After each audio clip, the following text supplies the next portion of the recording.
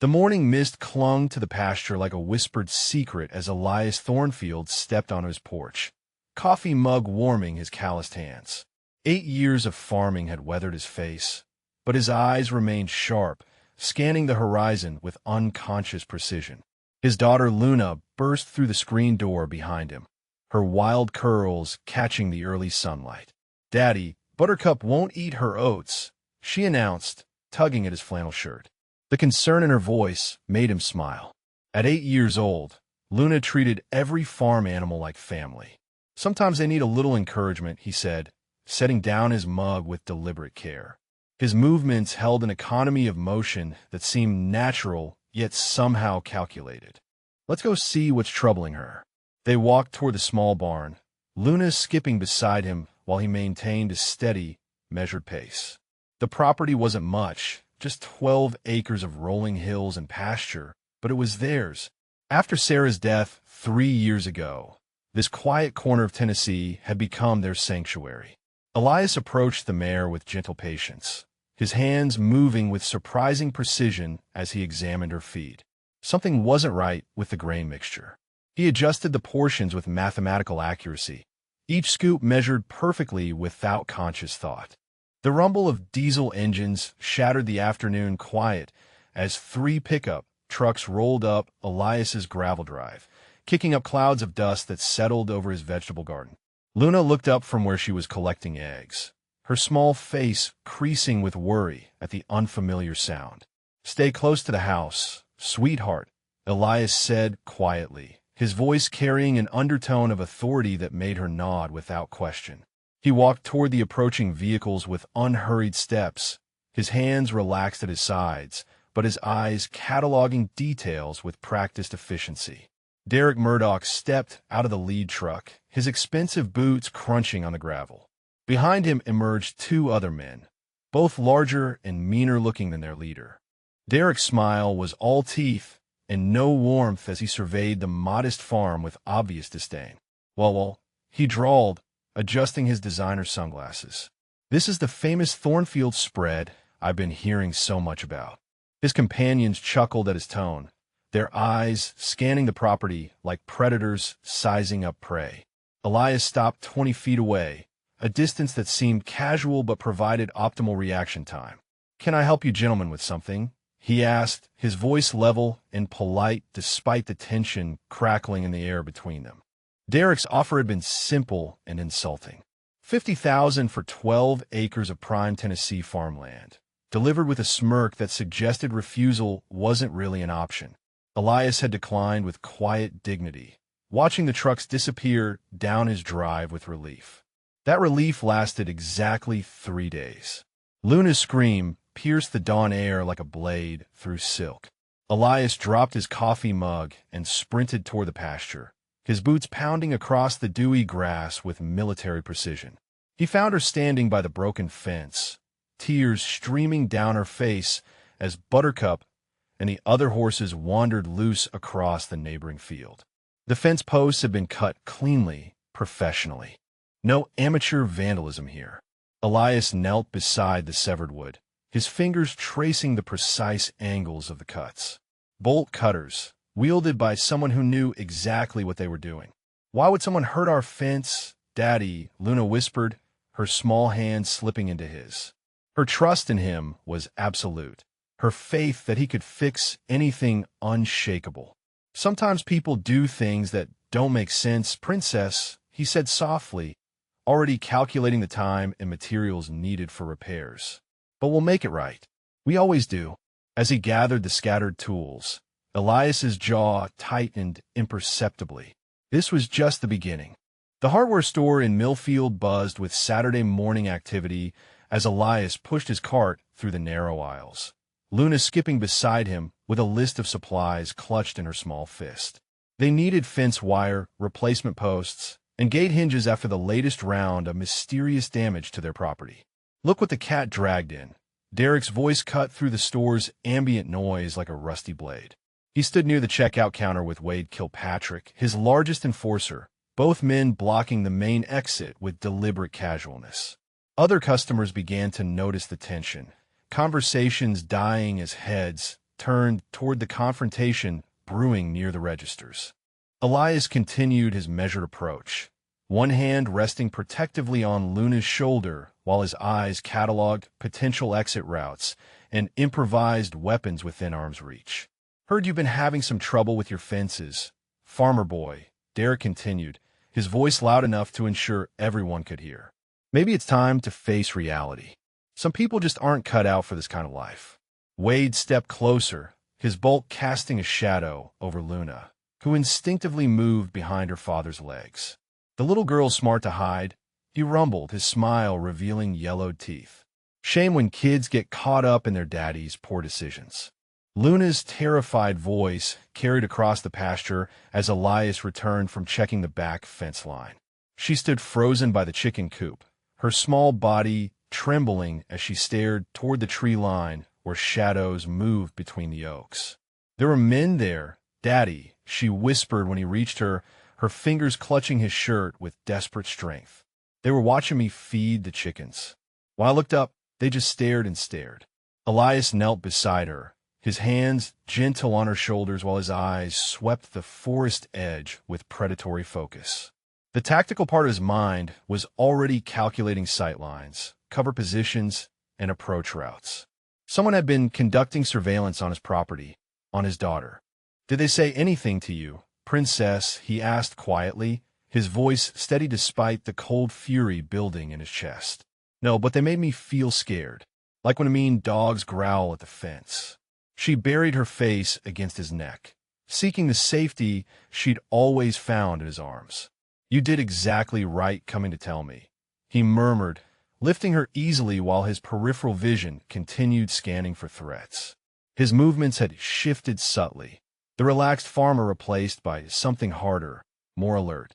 The watchers had made their biggest mistake by frightening his daughter. Sheriff Helena Voss pulled up the drive in her patrol car just as Elias finished securing the chicken coop for the night. Luna waved from the porch where she sat with her coloring books, seemingly recovered from her afternoon fright, but still staying closer to the house than usual. "Evening, Elias," Sheriff Voss called, stepping out of her vehicle with the measured pace of someone who'd handled difficult conversations before. "Mind if we have a chat about some reports I've been getting?" "Of course, Sheriff." Elias walked toward her, noting how she positioned herself with clear sight lines to both the house and the road. Professional habit, just like his own unconscious assessment of her weapon placement and body language. "Been hearing about some ongoing disputes over property sales in this area," she began, her tone carefully neutral. "Derek Murdoch mentioned you might be having second thoughts about his generous offer for your land." Elias studied her face, reading the subtext beneath her diplomatic words. Someone with influence had been making phone calls, applying pressure through official channels. "No, sir. I'm quite content here. This is my daughter's home." The sheriff glanced toward Luna, her expression softening slightly. "Sometimes change can be good for families, Elias. Fresh starts, better opportunities. Derek's offer is substantially above market value." Wade Kilpatrick waited by the mailbox like a vulture perched on a fence post, his massive frame blocking the narrow country road as Elias returned from the feed store. The confrontation was deliberate, calculated to happen away from witnesses and Luna's innocent eyes. "Time's up, farmer boy," Wade growled, stepping directly into Elias's path as he climbed out of his pickup truck. His hands hung loose at his sides, but his stance screamed violence waiting to be unleashed.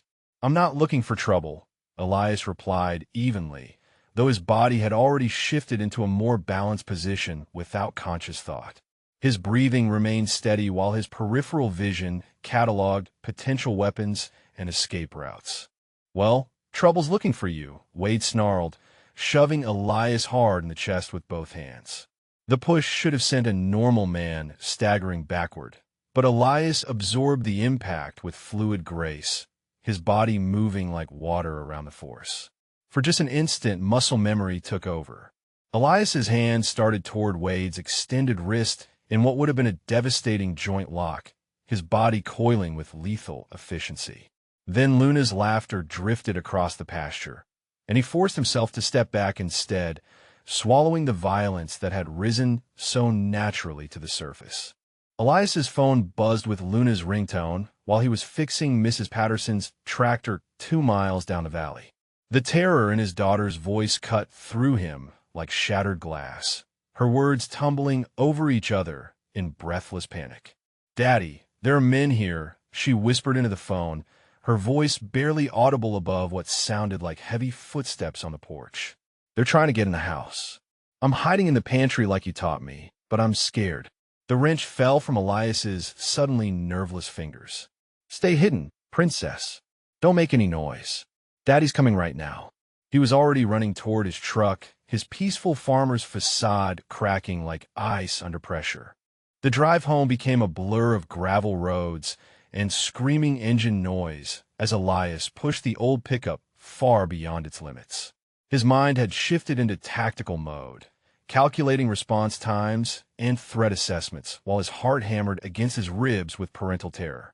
When he finally skidded into his driveway, Derek's trucks were still there, engines running like getaway vehicles. Through the kitchen window, he could see shadows moving inside his house, violating the sanctuary where his daughter should have been safe from the ugliness of the world.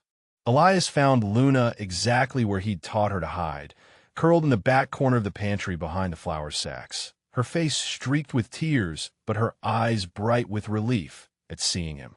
She launched herself into his arms with desperate strength, her small body shaking against his chest. "They said terrible things, Daddy," she whispered against his neck.